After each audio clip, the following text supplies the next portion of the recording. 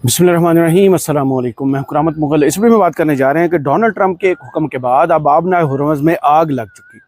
अब हुक्म आया है कि कोई भी छोटी बड़ी कोई भी कश्ती नज़र आए उसे बस अब नहीं जाने देना, फायरिंग करना है, जला देना है। क्योंकि इससे पहले 159 बहरी जहाज़ जो हैं ईरान के, वो हम समंदर की तह में भेज चुके। इससे पहले एक जहाज़ को कब्ज़े में लेने का जनाब हुक्मनामा जारी होता है और उसके बाद उस जहाज़ को कब्ज़े में ले लिया जाता है। अमरीकी अफवाज की बहर हिंद में इस वक्त कार्रवाइयाँ शुरू हो चुकी हैं। न सिर्फ यहाँ बल्कि आबनाए हुर्मुज़ की नाकाबंदी के दौरान डोनाल्ड ट्रंप ने अपने ट्रुथ सोशल पर एक पैगाम जारी किया है। उससे पहले अब्बास अरागची साहब ने भी एक पैगाम जारी किया और उसमें ईरान के इरादे बताए। फिर पाकिस्तान में जो तैयारियां चल रही हैं, आज भी दोस्त पूछना शुरू हो गए कि यार ये हमारी नाकाबंदी कब ख़त्म होगी। तो हमने भी लोगों से बात करने की कोशिश की जो बड़े पहुँचे हुए हैं। वहाँ से जो खबर आई वो आपके सामने रखते हैं कि इस्लामाबाद के ये अड्डे, होटल, कारोबार कब खुलेंगे, आखिर इन लोगों को किस चीज़ की सज़ा दी जा रही है। इन सारी खबरों का अहाता इसी एक वीडियो में करते हैं। अगर आपने अभी तक चैनल को सब्सक्राइब नहीं किया तो सब्सक्राइब कर लीजिए और जिनके पास चैनल मेंबरशिप और सुपर गिफ्ट्स का ऑप्शन आ रहा है वो इस्तेमाल कीजिए और चैनल को सपोर्ट कीजिए। जनाब, एक हुक्मनामा जारी होता है ट्रुथ सोशल पर। अमरीकी सदर डोनाल्ड ट्रंप ने अपने हुर्मुज़ में अमरीकी फ़ौजियों को ये हुक्म दे दिया है कि जितनी भी ईरानी कश्तियाँ तुम्हें नज़र आती हैं बस उनको अब उन पर हमला करना, उन्हें जाने नहीं देना। अब नाकाबंदी पहली शर्त रखी गई थी कि इसको ख़त्म करो तो फिर ईरानी वफ़द जो है वो पाकिस्तान आएगा और यहाँ पर मुज़ाकरात होंगे। यहाँ पर सारी तैयारियाँ मुकम्मल थी और तकरीबन अब तो हफ्ते से ज़ायद हो गया कि रावलपिंडी इस्लामाबाद के रहने वालों को खुद नहीं पता कि उन्हें किस चीज़ की सज़ा दी जा रही है। आखिर अमरीकी और ईरानी वफ़द आ रहे हैं या नहीं, क्योंकि यहाँ पर 8 बजे कारोबारी ज़िंदगी बंद हो जाते हैं। 10 बजे से पहले पहले तमाम होटल बंद हो जाते हैं, दुकानें बंद हो जाती हैं। मईशत को इतना बड़ा धचका इस्लामाबाद और रावलपिंडी के लोगों को लगा है कि कोई भी बैठ कर इस बारे में सोच नहीं रहा कि आखिर इन लोगों को किस चीज़ की सज़ा दी जा रही है। आप अमन लाएँ, आप दुनिया में सुलह भी कराएं, आप दुनिया में जंगें भी ख़त्म करवाएं, आप जितना बड़ा एजाज़ यानी नोबेल पीस प्राइज़ लेना चाहते हैं वो भी लें, लेकिन अपने लोगों के लिए कुछ तो सोचें कि इन लोगों को किस चीज़ की सज़ा दी जा रही है। सिक्योरिटी के जनाब खतर खा इंतजाम किए गए हैं। एयरपोर्ट से लेकर रेड जोन से लेकर पिंडी तक हर जगह आपको सिक्योरिटी नज़र आ रही है। मेहमान नज़र नहीं आ रहे। इतलात आ रही हैं कि 12 से ज़ायद अमरीकी जो कार्गो जहाज़ हैं वो इस्लामाबाद के नूरहान एयरबेस पर उतरे हुए हैं और उनमें इतना सिक्योरिटी का साजोसामान है कि शायद डोनाल्ड ट्रंप भी आएँ तो उनका भी बंदोबस्त होगा ऑलरेडी यहाँ पर। लेकिन क्या करें, काल तो ईरान ने देनी है। ईरान कहेगा तो फिर यहाँ पर टेबल जो है वो सजेगी, वरना टेबल उल्टी ही रहेगी। अमेरिका से डेली नई से नई खबर आती है। कभी कहा जाता है कि जुमे के रोज़ मुज़ाकरात होंगे और हम उसमें आ रहे हैं। कभी कहा जाता है कि नहीं 72 घंटे का अल्टीमेटम है, अगर इस पर अमल दरामद न किया तो ये हो जाएगा। धमकियाँ शुरू की हैं और अब जो ट्वीट किया गया है यानी ट्रुथ सोशल पर उनका पैगाम है जिसको स्क्रीनशॉट की सूरत में जो है ट्विटर पर शेयर किया जाता है, तो उसमें डोनाल्ड ट्रंप ने कहा कि I have ordered the United States navy to shoot and kill any boat, small boats through they may be their naval ships are all 159 of them are the bottom of the sea. कि कोई भी छोटी बड़ी कश्ती, जहाज़ जो भी नज़र आए उसे नहीं छोड़ना, उस पर हमला करना है, उसे फायरिंग करनी है। और इससे पहले हमने 159 जो है आबनाए हुर्मुज़ यानी समंदर की तह में पहुंचा चुके हैं। अब अल्लाह जानता है कौन सी ऐसी नेवी थी जिसको डोनाल्ड ट्रंप जो है बार बार ख़त्म करने का, जितने जहाज़ थे ईरान के पास जिनको तबाह करने का डोनाल्ड ट्रंप दावा करते हैं, लेकिन ग्राउंड पर जो मौजूद हैं फिर वो ब्लॉकेट क्यों नहीं खुल रहा, फिर आगे आने का जनाब हौसला क्यों नहीं पैदा हो रहा। आगे वो इस तरफ इशारा कर रहे हैं, that is putting mines in the water of the strait of Hormuz. ये वो लोग हैं, कश्तियाँ यानी वो हैं जो आबनाए हुर्मुज़ में बहरी बारूदी सुरंगें जो है ना वो बिछाने का काम कर रही हैं। अब ईरान ने जो 3 शराइत आबनाए हुर्मुज़ को खोलने के बाद रखी थी कि जिसने भी गुजरना है वो एक मखसूस रास्ते से गुजरेगा और पासदारान इनकलाब से राब्ते में रह कर गुजरेगा और जिन्हें इजाज़त दी जाएगी वो गुजरेंगे। क्योंकि उन्होंने कहा कि मखसूस रास्ता ही हमने छोड़ा हुआ है, बाकी रास्ते पर बारूदी सुरंगें लगी हुई हैं। अगर कोई अपने ज़िम्मेदारी पर गुजरना चाहे तो उसके लिए रास्ता खुला, वरना बारूदी सुरंगें जो हैं वो उनका वो टारगेट बन सकते हैं। अब इन सुरंगों को साफ़ करना है, कश्तियों को निशाना बनाना है और दूसरी जानिब से ये धमकी भी लगानी है कि आप आएँ हमारे साथ सुलह की टेबल पर बैठें। आगे कहा जा रहा है कि there is to be no hesitation additionally our mine sweepers are clearing the strait of Hormuz now.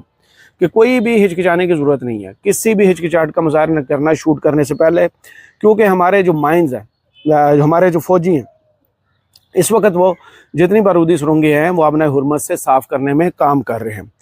I am here by ordering that activity to continue. बस आपने यही काम जारी रखना है, but at a tripled up level, लेकिन इसको 3 गुना बढ़ा दिया जाए ताकि बारूदी सुरंगें जो है उनको साफ़ किया जाए और आगे वो कहते हैं but at triple up level thank you for your attention to the matter. इस मामले की तरफ तवज्जो देने का बहुत बहुत शुक्रिया। आगे लिखा हुआ है प्रेसिडेंट डोनाल्ड जे ट्रम्प। ये ट्वीट किया जाता है और उसके बाद तबसरे शुरू हो जाते हैं। पाकिस्तान में जितनी भी टीवी स्क्रीन हैं वो रेड होना शुरू हो जाती हैं कि भाई डोनाल्ड ट्रम्प जो है सुबह उठता है और उसके बाद पहला काम उसका यही है ट्रुथ सोशल पर आके 1 2 3 4 धड़ाधड़ मैसेजेस करना, जिसकी वजह से वो जो BBC ने आर्टिकल लिखा था वो इल्ज़ाम दुरुस्त साबित होता है कि इनसाइडर ट्रेडिंग, कि डोनाल्ड ट्रम्प एक दिन उठता है वो सुलह का पैगाम दे देता है, दूसरे दिन उठता है जंग का पैगाम दे देता है, यानी मार्केट ऊपर आती है, बहाल होती है, फिर मार्केट जो है वो गिर जाती हैं। इन सारे मामलात के दरमियान ईरान जो है उसकी तरफ से जो खबरें आ रही हैं वो भी आपके सामने रख देते हैं, क्योंकि खबरें ही खबरें हैं। आज तो अब्बास अराग़ची साहब जो फॉरेन मिनिस्टर हैं ईरान के, उनकी तरफ से एक वीडियो मैसेज जारी किया गया है इस्लामिक रिपब्लिक ऑफ ईरान के मिनिस्ट्री ऑफ फॉरेन अफेयर्स की जानिब से।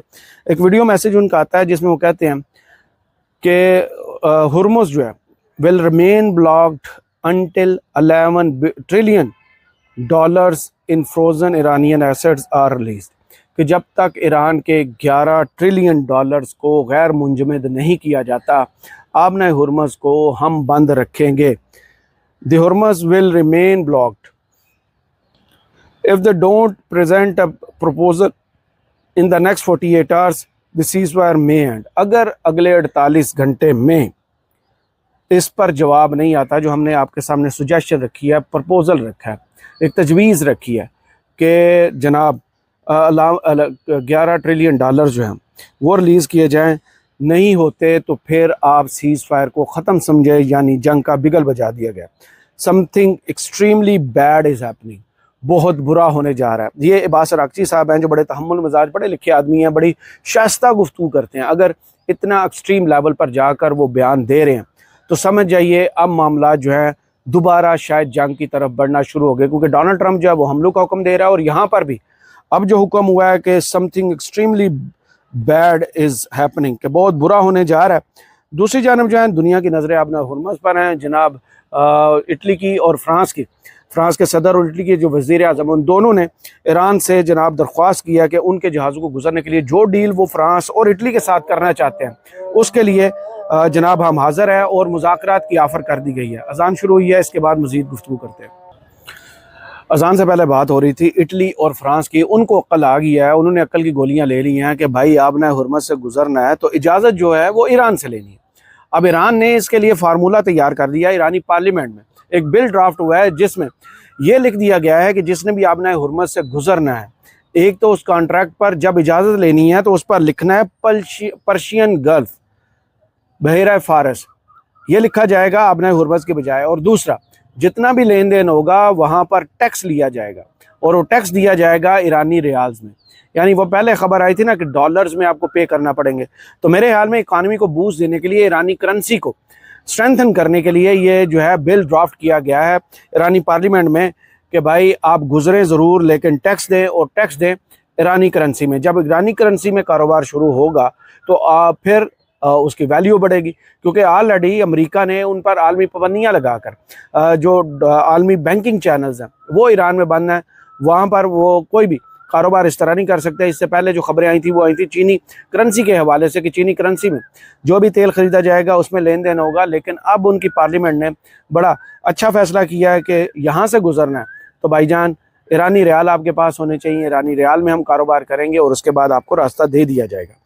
दूसरी जानिब जनाब ईरान के जो सदर हैं उनकी जानिब से भी एक बयान आया, उन्होंने भी पछतावे का इजहार किया कि काश हम इस्लामाबाद जो मुज़ाकरात का पहला दौर हुआ था उसमें अपने एटमी प्रोग्राम के हवाले से गुफ्तगू ना करते, वहाँ पर हम इसको डिस्कस ना करते, क्योंकि पासदारान इनकलाब के तर्जुमान जो हैं उन्होंने कल ये स्टेटमेंट दी थी कि ईरान जो है अपना न्यूक्लियर प्रोग्राम, जो पुरअमन न्यूक्लियर प्रोग्राम है, उसको जारी रखेगा क्योंकि ये उनका हक है।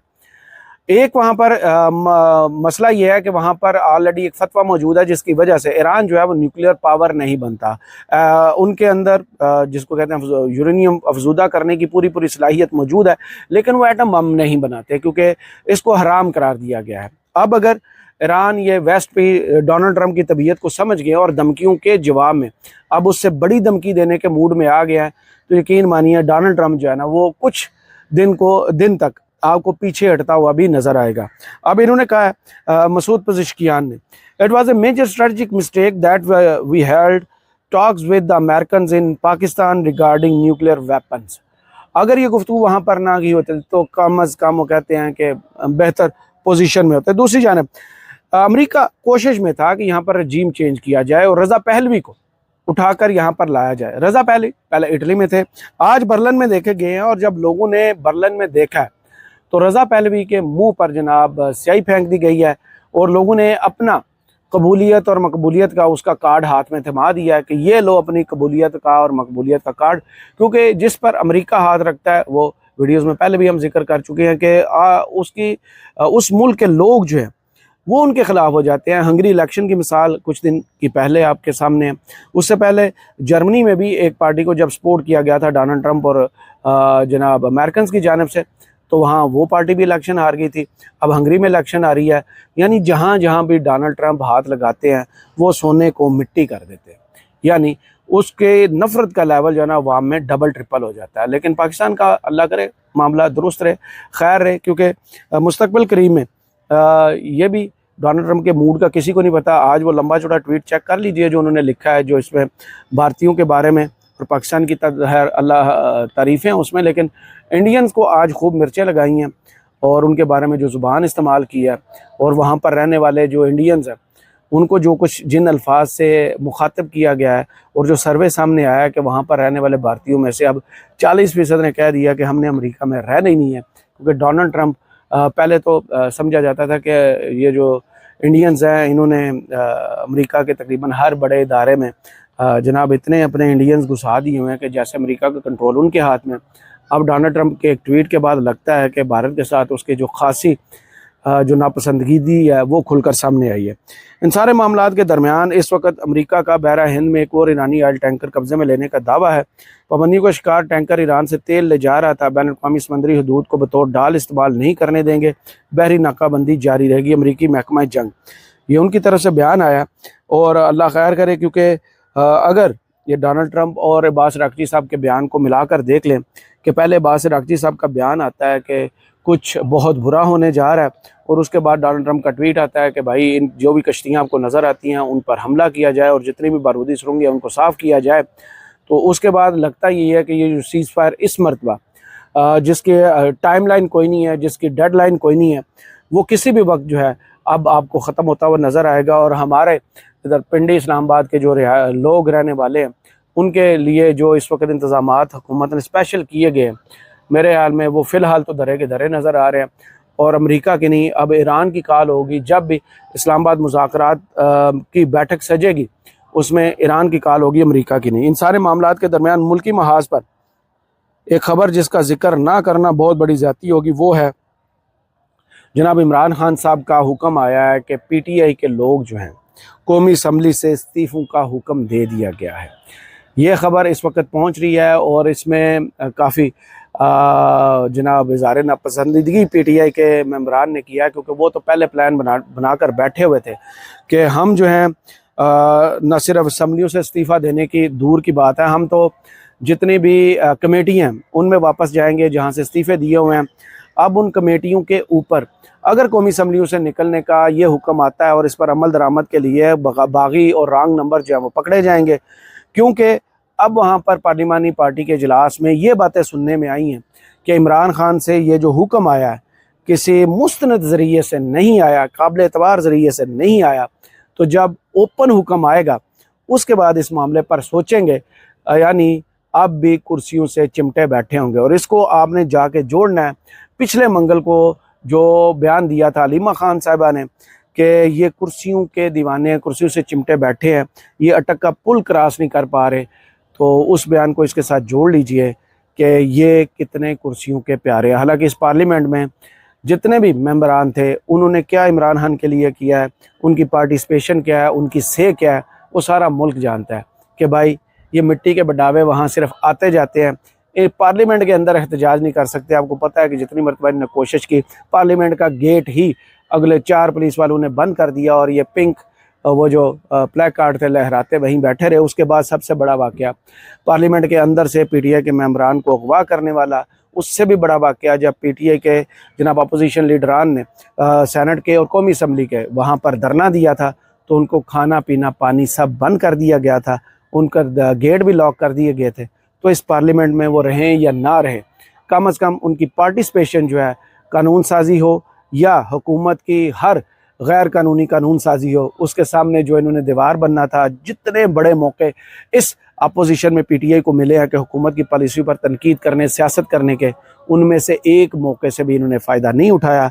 अब ये वहाँ पार्लियामेंट में हों या ना हों, इनका कोई फ़ायदा नहीं। और अगर इमरान खान का ये हुक्म दुरुस्त है तो यकीन मानिए इमरान खान इस वक्त सियासत में सबसे बड़ी चाल चल चुके हैं, क्योंकि अगर इमरान खान के नाम पर वोट लेकर आने वाले पार्लियामेंट में बैठा हुआ हर शख्स इमरान खान के और सियासी कैदियों के लिए, इस मुल्क के लिए कुछ नहीं कर पा रहा अमलन, तो उसका वहाँ रहने का कोई जवाज़ नहीं। करामत मुगल को फ़िलहाल इस वीडियो से इजाज़त दीजिए। अपनी दुआ में याद रखिएगा और कमेंट्स बॉक्स में ज़रूर बताइएगा वीडियो आपको कैसी लगी।